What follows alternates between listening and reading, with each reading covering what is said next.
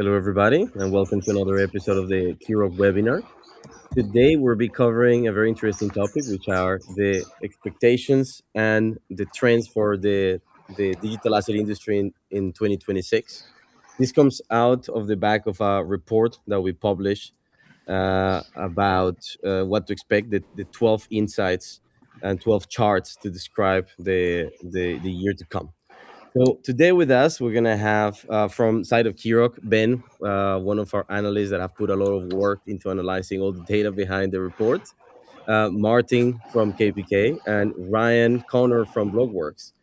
Thank you very much, guys, for joining us today. Hopefully, we can have a great conversation and give everybody insights into what are we looking in the market. Very excited to have this conversation. Um, just to kick it off and make sure that we get our heads around it. There are a lot of things to look at, so we're gonna have to pick which topics we go in depth. So maybe for each of you, it would be great if you get started with one particular insight that you think is gonna be very interesting for 2026, and you can also take the chance to introduce yourself. So maybe we start with Ryan. Yeah, thanks for having me on, man. I'm Ryan. I lead the Blockworks Research team. Blockworks Research is an institutional crypto research and investing service. We have over 200 asset managers using our research every day, and we're solely focused on driving alpha for asset managers, both early stage and then in later stages in liquid markets. And the kind of the trend that I'm most excited for in 2026 is what we believe are going to be the explosion of PTYT markets on chain. Very interesting, actually. Very interesting. We'll get back to that one in a second. Maybe Martin, do you want to go ahead? Yeah, sure. So my name is Martin Netrim, for anyone listening to my alias. Um, I work at KPK. KPK is the biggest on-chain non-custodial asset manager. We drive this kind of very clear vision and mission about this kind of things. Obviously, we know, and I'm thankful to be here. I think that at the start for 2026, we are going to see the same trend we saw in 2025. We are going to see stable coins. We are going to see battles for custody and whoever can drive the biggest AUM in regards to payments. Okay, that's great. What about you, Ben? Yeah, of course. Thanks for having me, Juan. My name's Ben Harvey. I'm a digital assets researcher at Keyrock. Um, I think that last year we had a ton of different sub trends, right? It was basically every month there was a different trend. But if I had to kind of step back and say one mega trend that defined it, it was kind of shifting from speculation on chain to actually utility and use cases on chain. And by that, I'm talking about products that were used by people outside of our crypto native circle. So maybe it would be different non-stablecoin RWAs like the tokenized money market funds in Biddle and Circle's USYC being used by institutional allocators, or even kind of prediction markets bringing in retail customers outside of crypto. And then I think in 2026 we're going to see a shift from kind of the use case proof to actual productization of all of those things, which will be really exciting. A bit more institutional capital allocation and DeFi becoming kind of like that mature ecosystem where all those products live. Ben has a lot of the numbers in his head, so we're gonna try to put his knowledge for that part. But I mean, I like to actually dig in a little bit into maybe starting with Ryan's topic because I find it actually quite interesting myself. Um, when we look at 2025, I think very clearly one of the biggest, most important things was really the adoption at scale of money markets overall. And money markets are, for its better part, still a variable rate environment. And so I presume part of the prediction that you're making here is understanding how there will be higher demand also for fixed rates, I would imagine. Maybe can you elaborate of why do you think this has not happened until now, and why would it happen now? Yeah, why do I think it's not happened until now? It's hard to say. I think that crypto markets coming from TradFi, it was so obvious in 2021 that crypto markets lacked a certain sophistication, right? Just like things were missing, like very basic things, understanding of the instruments and like even the language that people would use to describe the various risks that they were taking in these markets. And why hasn't stripping exploded on chain yet when it's so prevalent in TradFi markets? I think it's just you're going to have that sophistication building over time. I think Pendle in 2026 or 2025 did a really good job on educating the market on why these markets are useful. You saw PT adoption on lending markets really explode because of the high LTVs that they could offer. You also had the obvious tailwind of just like yield bearing asset issuance that made these markets possible. So like it's really just like a timing thing. I don't think that there's one thing that you can point to say like why these markets haven't taken off yet.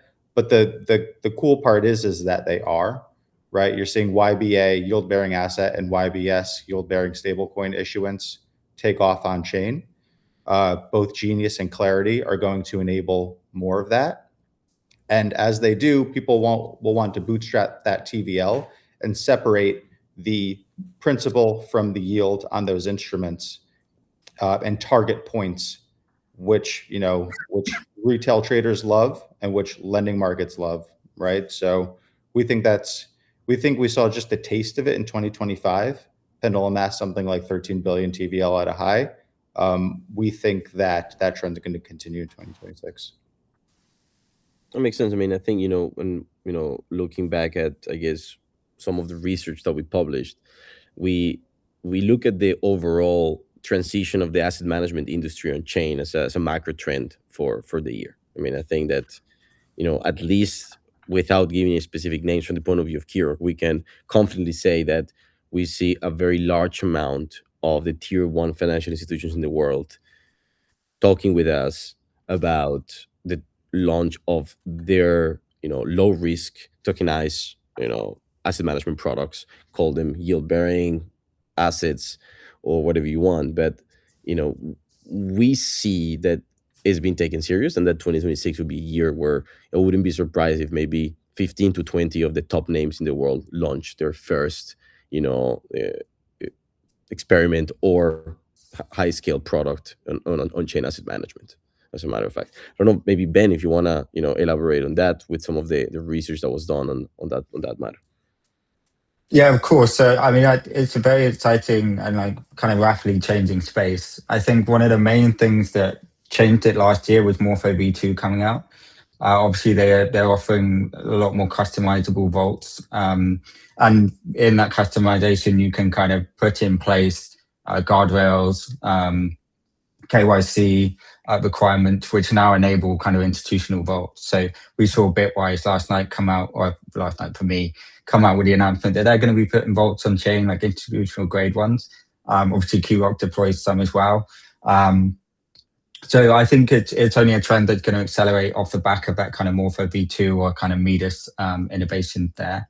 Obviously, if I refer back to the chart, the 12 charts of 2026 that we wrote, I think on-chain vaults sit at about $12 billion today. We kind of see that 3xing to $36 billion next year, just off the back of this kind of institutional allocation and the kind of sophistication of these vaults. So Martin, I mean, I guess you are standing to benefit greatly of this trend. What are the catalysts, and what do you see in the market? For sure. That's a great trend that we're seeing, and we're seeing more and more adoption. And I think, and I agree with Ben on this, that we keep seeing how these new vaults, new structures keep appearing. Obviously, KPK as a curator has a foot in the game, let's call it like that. But going back to Ryan, I think that as we see this change, we are bound to happen. What's bound to happen actually is that institutions will be able to actually push in with a lot of capital, because this is something that we didn't see in 2025. We are not seeing new capital coming. We keep recycling from 2024, 2025. And this new capital will have, it will be sophisticated, it will expect a certain return, and everyone will need to pull their weight to actually show this.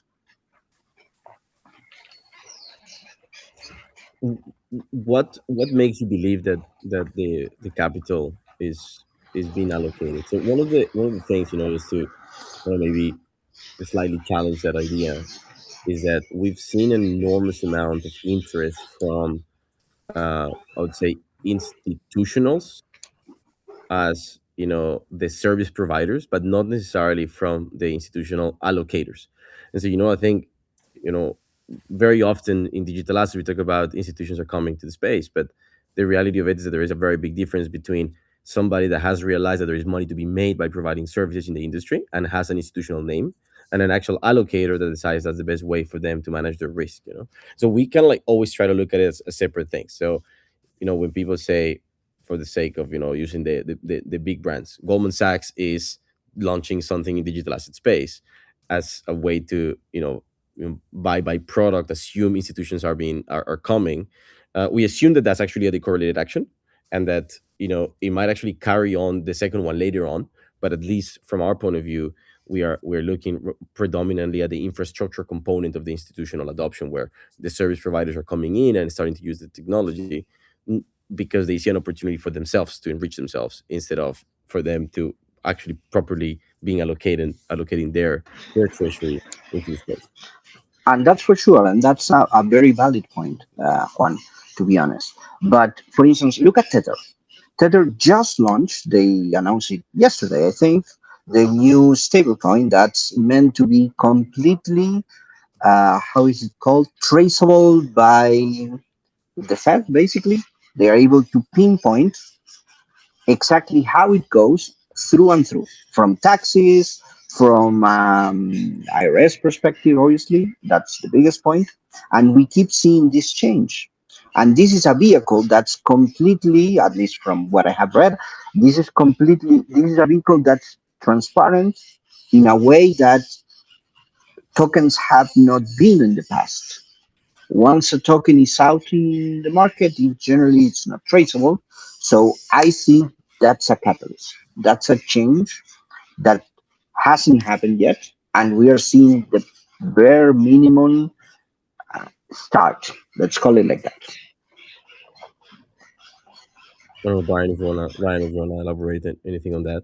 Otherwise, I'll get you on a next exciting one.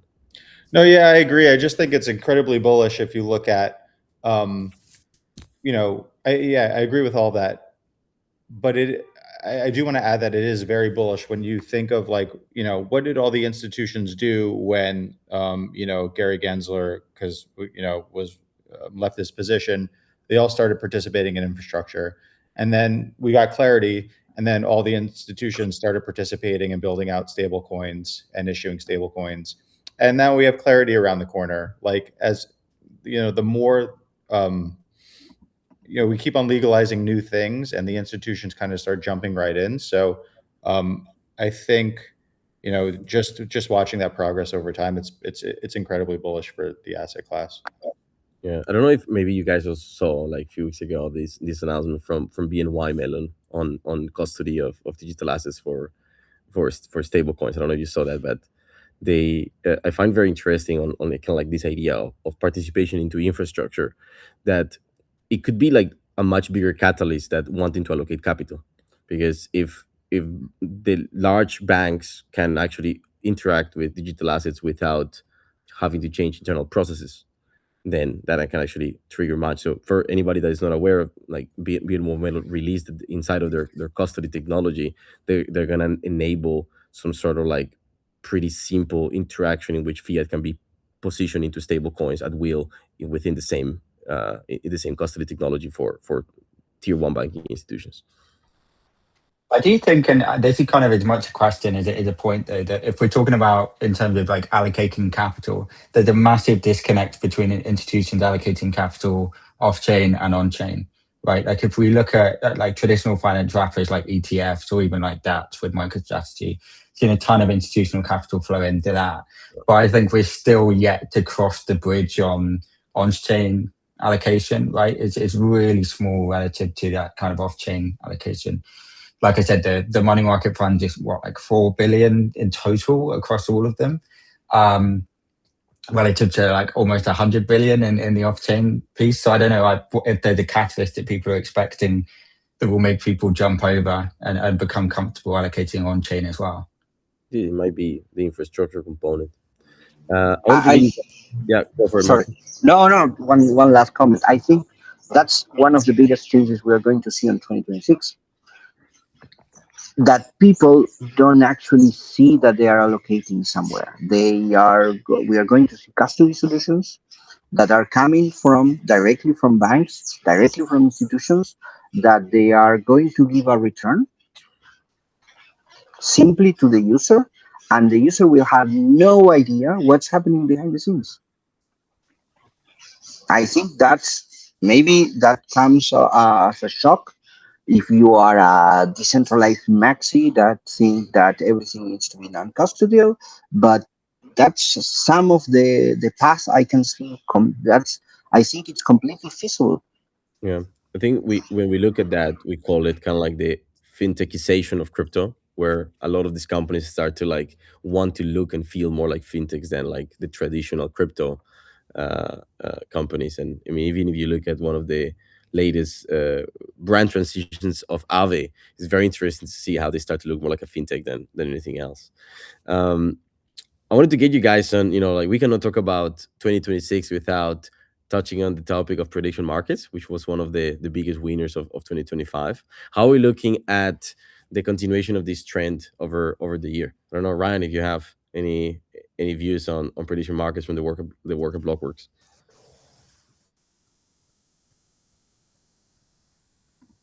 Yeah. Yeah, totally. So, look, 2 years ago, it was like much more exciting on the prediction market front if you believed in the space. I think that the winners are like broadly in place today. So we're kind of thinking about what you're going to see in the early stages with respect to like new applications.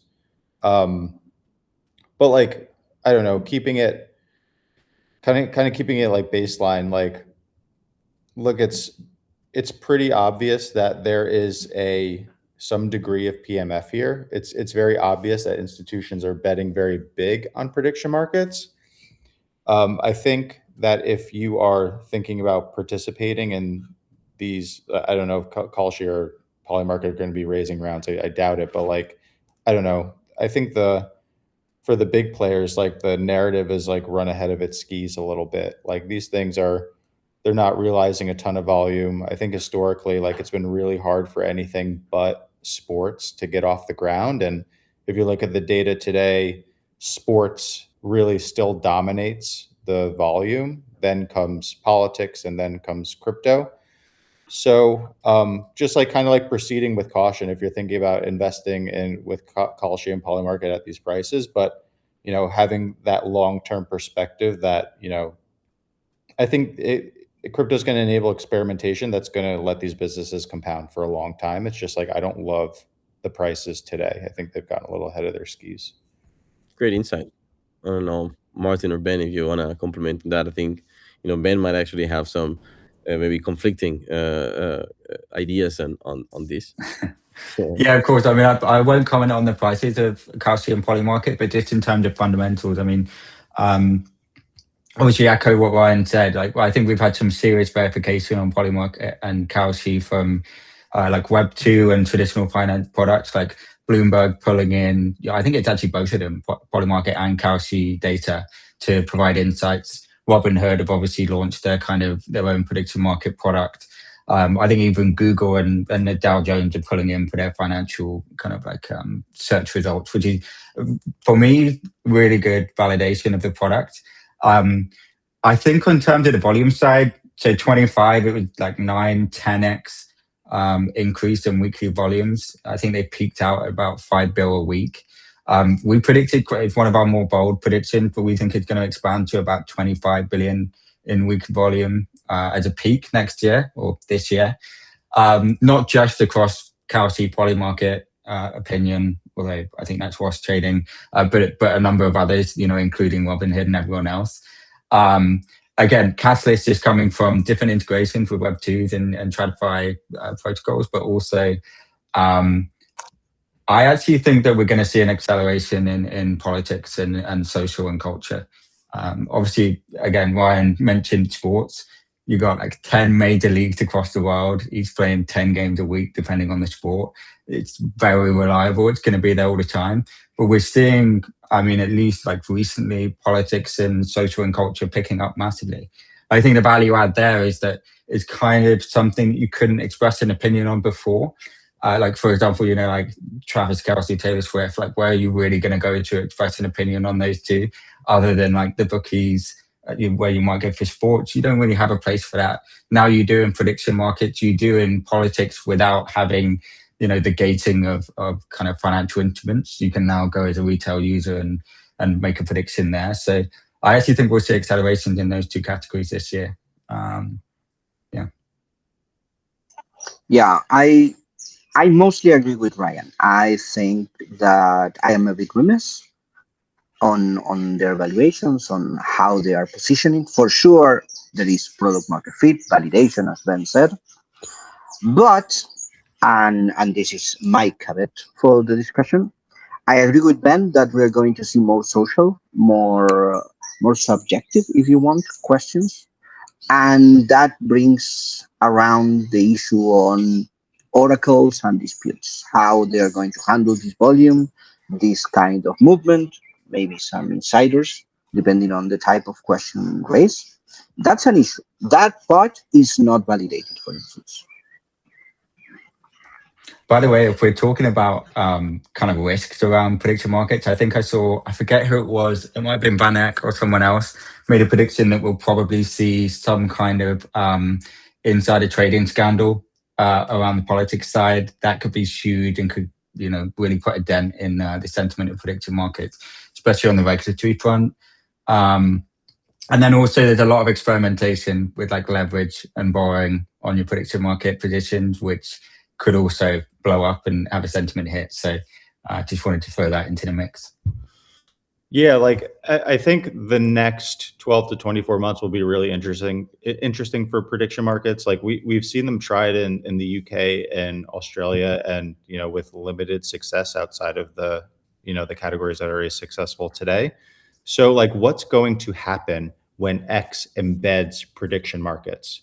What's going to happen when Kalshi and Polymarket enable peer-to-peer and influencer-led prediction markets? Like I know plenty of celebrities and influencers that like I want to take the other side of. Like that could be a really compelling product. And these things don't have the distribution and they're as successful as they are, right? So like when these things get integrated into social experiences, I think that's gonna be the moment where you're going to know like the true PMF of these products. And I think that's around the corner. Yeah, that's the explosion, right? The distribution. That's where you actually get, it's, I don't say bound to happen, but we are going to see this for sure. I agree with you, Brian.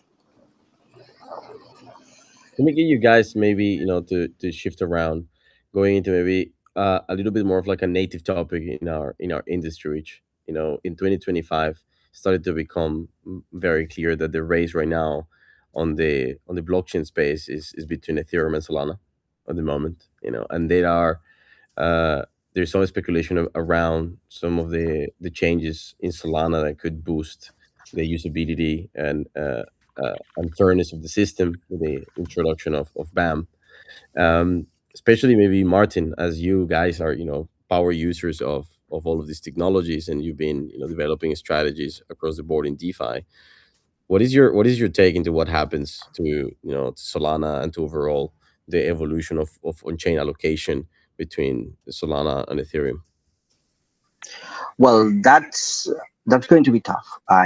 We are biased, obviously. KPK is Ethereum born and raised. We don't actually touch Solana.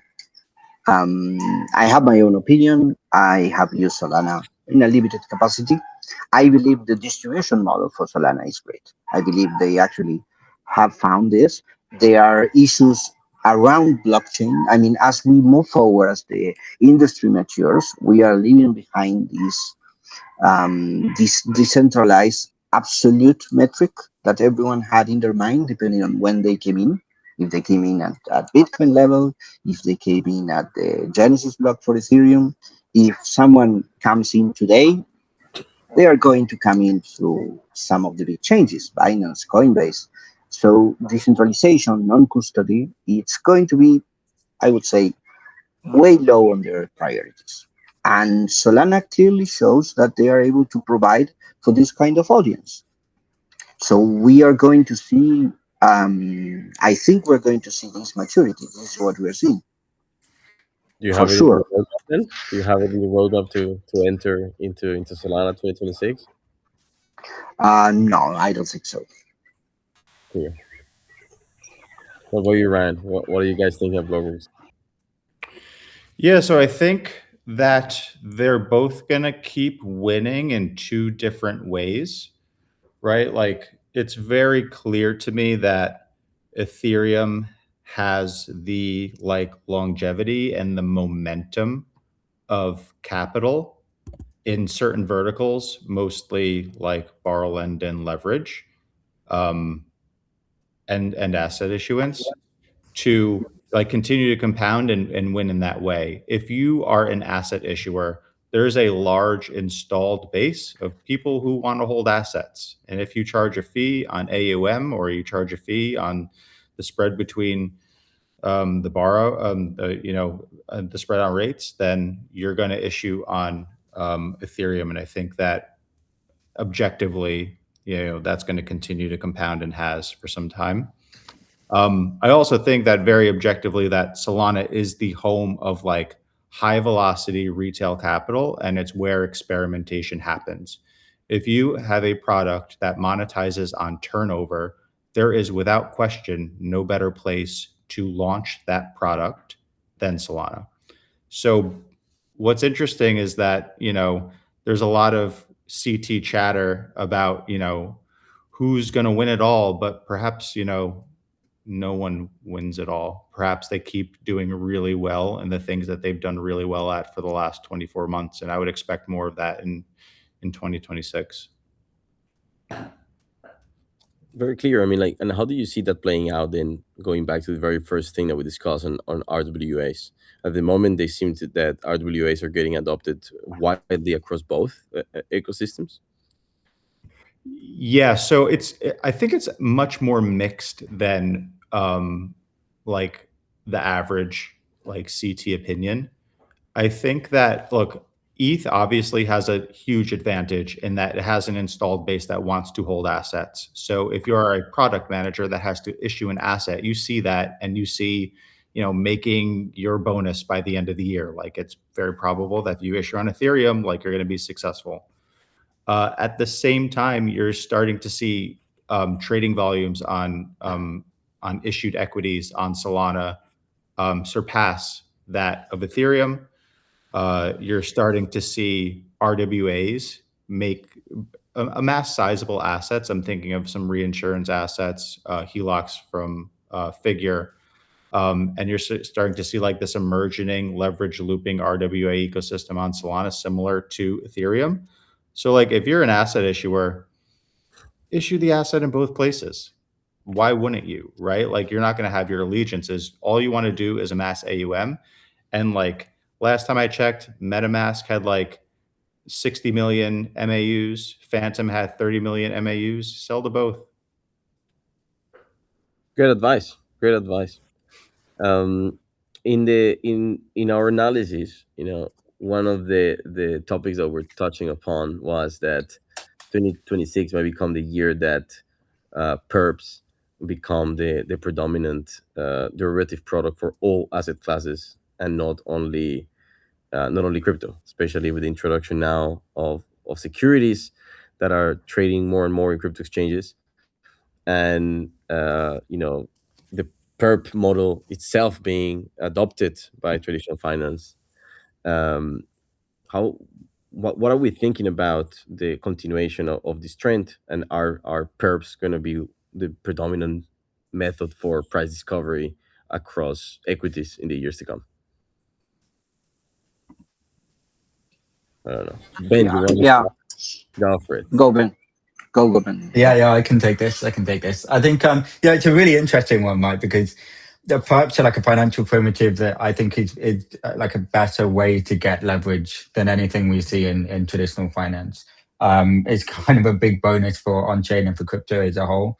And there's been recently a big discussion or a debate around whether we see perpification being the main driver here, or tokenization. Like if you're launching an asset on chain today, do you go for the perp straight away, or do you go for the tokenized version? I don't think they're mutually exclusive. You don't really need a tokenized version to launch a perp, neither the other way around. I think, as Ryan said, probably the best approach is spray and pray here, like you launch them both. There's major issues with perps, especially as it pertains to equities on chain. I mean, liquidity is king with this product, right? If you get fragmented liquidity or you get like thin liquidity, you might be screwed when it comes to liquidate positions or that kind of thing.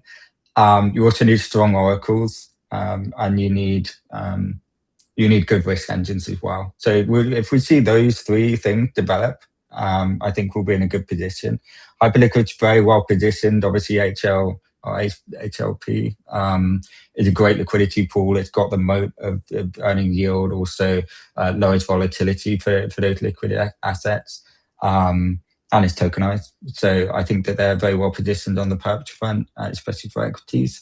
But I think really the biggest constraint, and I think I read about this in a Blockworks report once, so maybe you should take over after this, but the biggest constraint is going to be the regulatory front, right, for equities with perps.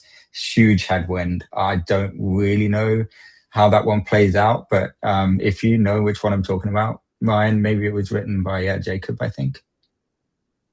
Yeah. Yeah, totally. So that was specifically on the equity perps market. Basically, like just to keep it high level, there are a number of regulations that like you have to get, the trades cleared by certain entities, and things have to be custodied by certain regulatory permissible entities, and we don't have those in crypto.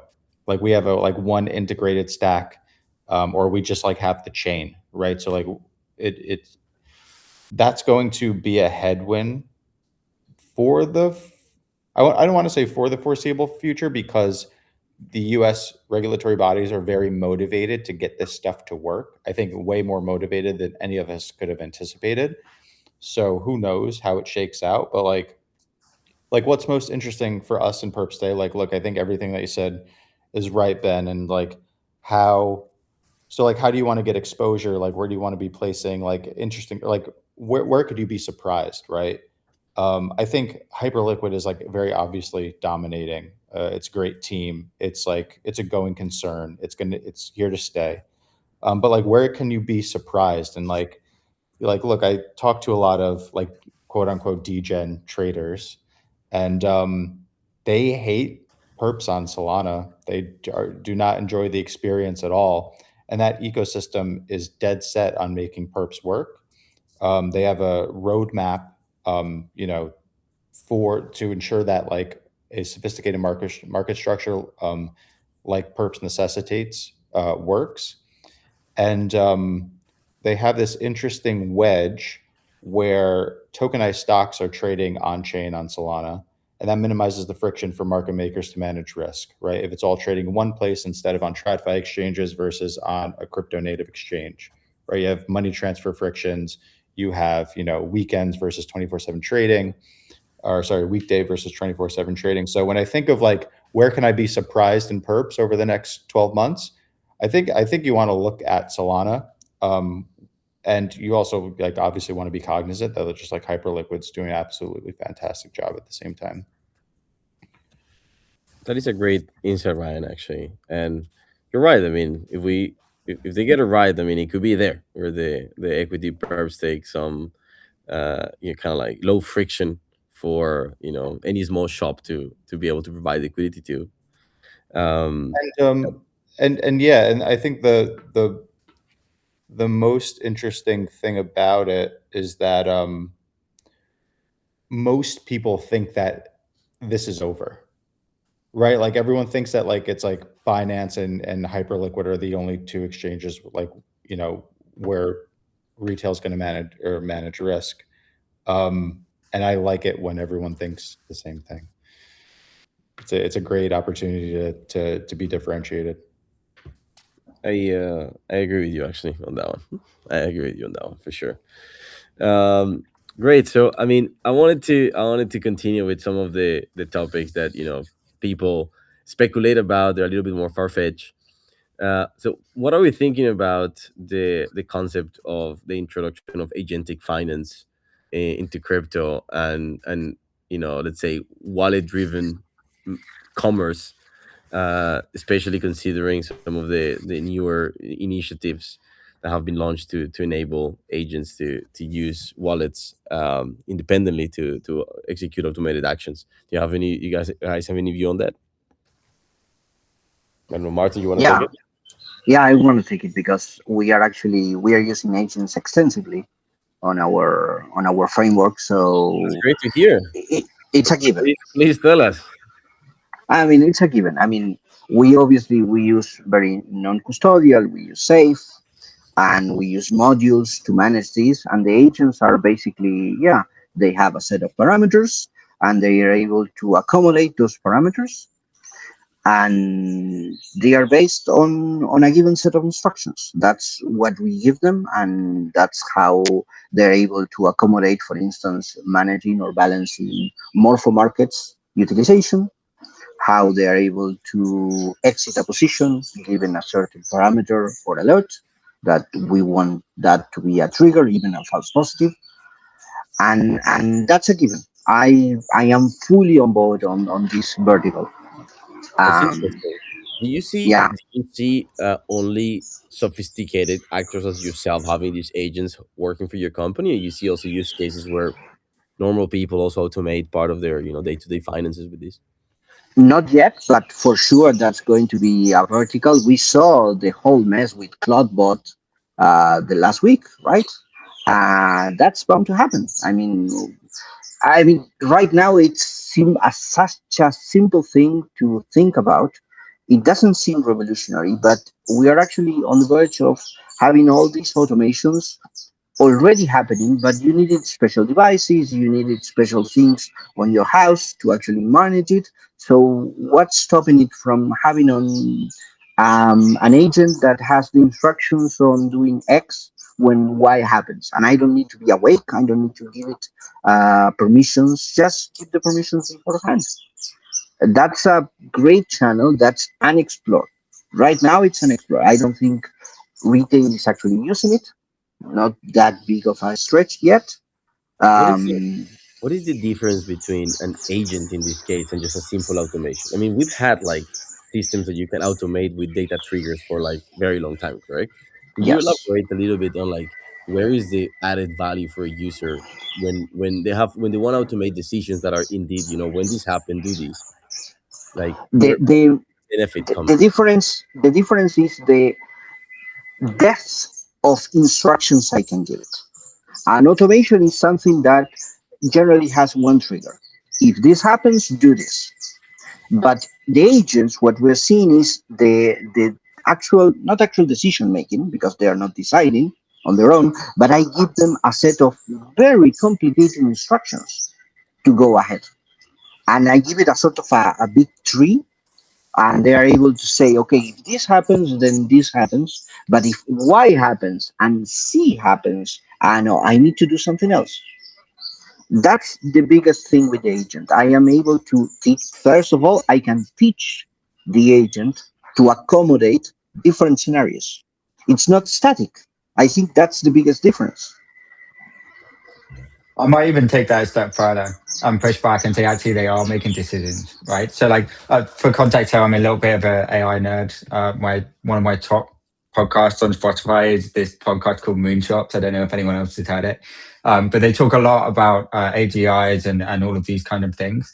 I'm of the opinion that we're kind of shifting from, and you mentioned Claudebot, right, or Claude Code, all of those kind of things we've been playing around with. We're shifting from like chat assistants to actual like decision making agents that work on their own and produce outputs, right? So I think probably best to illustrate it with an example, but you, like Martin said, you give it an instruction, but it might just be, I want you to, I'm going to give you all of the plugins so that you can scan the news, socials, economic indicators. And I want you to maximize return. But what I want you to do, maybe using like X402 for stablecoin payments, is I want to plug you into all of those things and you make decisions when you think there's a dislocation between sentiment and prediction markets, bringing it back to what we were talking about. And you have like a full wallet funded with stable coins, and you can just place bets on Polymarket when you think there's a dislocation. And your output is just to maximize my income. I think at that point, it gets to the case where these agents actually are making decisions based on their own information that they grab themselves. And maybe they're even pulling in on-chain data. You know, they're using X402 to pay for data feeds like Chainlink and these kind of things, pulling in data to themselves and then going and deploying the capital, making decisions, those kind of things. So I think that's actually, I mean, this is probably our boldest call in the 12 charts, is that X402 volume off the back of things like AI agents goes through the roof this year. I think we predicted 10x in volumes. It's still So yeah, relatively conservative number, though, correct? Like you wouldn't it's say. relatively, yeah. So last year it peaked out at like 10 mil in a week, the volumes on X402 across Ethereum and Solana. I think this year we're forecasting like 100 mil where it peaks out. And the shift will be more to Solana. I think 100 million per week.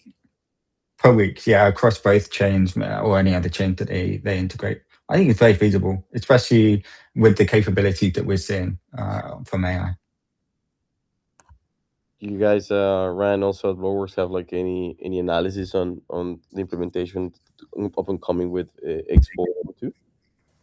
Yeah, I think like look, we're obviously AI bulls. Probably bullish, more bullish on AI than most folks that I know and interact with. Um, I think that the intersection of AI and crypto, though, to me is like so uncertain. Like Ben, I totally agree. Like you're probably going to see those volumes 10x. Like there's going to be experimentation. There's going to be like funny on-chain games that we all play with leverage that like makes that stuff that like pushes these metrics to new all-time highs. But like I don't feel like I have much visibility on like what startups are going to solve problems at the intersection of AI and crypto over like the next 12 months. It's like it's moving so fast that it's really hard to figure out for me right now. Like we're bullish on things like verifiable inference, like what we're calling like real DAOs. We're like they kind of look like DPINs, like zero employee companies. We're really bullish on generative UIs for fintech apps that'll be powered by AI.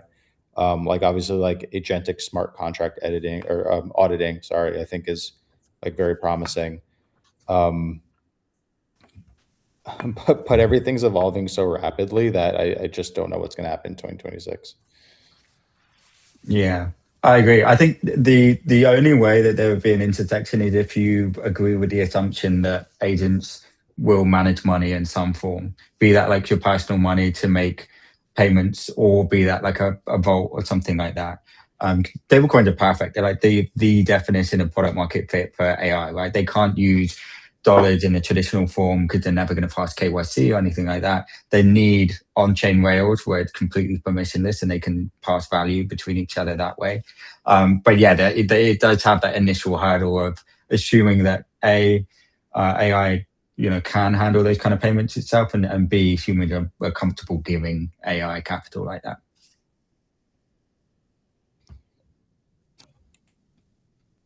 It's definitely going to be something that we cannot yet state to be a macro trend for 2026. And I agree with Ryan. Like the intersection is not yet very clear. I think there was a lot of claims that blockchain would be the best place for AI to exist. It has not happened.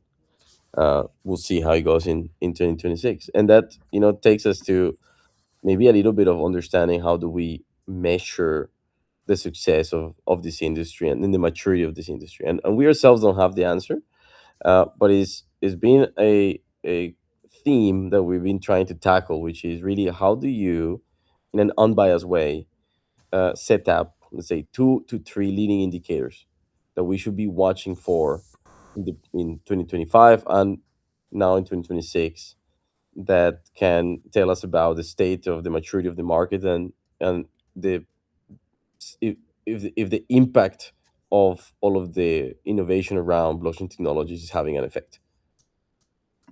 And I don't know if maybe you would have any particular idea on what can we use to measure it and be tracking it. Maybe from what Blockworks you already have like some metrics that you guys look at internally. Leading indicators. Yeah. I mean, look, what's the leading indicator? Like the ultimate leading indicator, I think, is like human talent that is entering the crypto space. Like who's reaching out to us and like who's really smart and asking us, how do I participate in crypto? Like where's the startup opportunity? Like we're looking at like one thing I'm very keen on is just like what like major like bank or fintech players, individuals are moving and starting crypto startups. Like you've seen that. And I think that that's a great leading indicator. I think that that's the best leading indicator. One of like my favorite kind of like on chain. I guess it's not a leading indicator, but it is an indicator of maturation um and just like I think crypto success is just like on chain spreads. You're starting to see on-chain spreads really compress and rival centralized exchanges. And I think that as that as on-chain spreads beat out centralized exchange spreads on major pairs, you're going to see more and more capital move on chain, right? And like new emergent properties are going to happen. Interesting, actually. Martin, you wanna give it a try? Yeah, sure, sure. I agree with Ryan for sure. The spreads are a nice indicator. But personally, I believe that the biggest indicator is stablecoin inflow. That's the metric that shows that we are getting fresh money, and the stables are always needed. You always need stables for anything, Okay. be it So agents, if payments. you would mean like that's how we what like the total market cap of the stablecoin market, or the Correct, gross correct, transaction of okay. correct. Be it USDT, be it Circle, be it some kind of new yield bearing USD denominated, euro denominated, yen denominated. For me, that's the biggest indicator of of change, and that's the one I always look at. To be honest, Interesting. Makes sense. Ben, what are we thinking? Um, I think I think if I step back and think what does maturation for the industry mean, is probably capital flowing in and users flowing in, right? And if I stick to the former, it's going to be institutional capital. What a leading indicator on that is probably just going to be maybe even volatility compression, right? I think Bitcoin vol this year or last year was like 35-40%. We see some vol compression on that. I'd probably say very, very much from the top down. We're seeing a bit of maturation there just from institutional flows. And also liquidity depth. It kind of speaks to what Ryan said on spreads, but this could be off chain as well, right? Even like IBIT and those kind of products in traditional finance. If we see liquidity deepen on those, I think that's a great sign. And actually probably a leading indicator on institutions, pushing capital elsewhere rather than just the first stop, Bitcoin in a nice ETF wrapper. I might take some of these ideas for myself, trying to create a macro indicator by taking different things together as a success metric for the industry. Coming soon. Well, I mean, just to start to get to the closing, I wanted to ask you guys, what would you consider success this year when we look back? What are the things that for sure have to happen that if they don't would be a failure?